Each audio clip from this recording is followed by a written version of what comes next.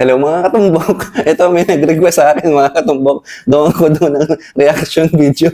Natatawa kagad ako. Ito na nga mga katumbok. First time in history. Nakita ko yung ganito ha. Sa mismong laban. Walang sinabi. Yung pagkakapanalo ni Idol Johan Chua. Ato na to! Wala sinabi. Panoorin niyo mga katumbok. Yan, ito yung nangyari. Hil-hil yan ha. 19 yung partida. Pumasok yung model sa side. Kaso ni-try na ako.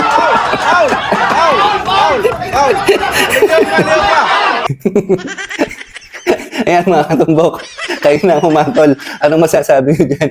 Para sa akin, foul po talaga yun. Napakarami pang gumagalaw sa mesa. Init siya na kagad yung tao. So anong magandang gawin doon? Kung mapapansin nyo, tumigil yung mga bola. Pagkatapos itcha ng tao, dapat doon, resume yun. Ball in hand si Mute doon. Ano, yung kalaban. Tingin ko kaya na ubusin na Mute yun. Pero nangyari yata dyan, natabla yata kasi parang nagulo na yung mga bola. sobrang excited siguro, no? Yung mga tao biglang tumahimik, yung mga nagtatutal. Doon ako natawa.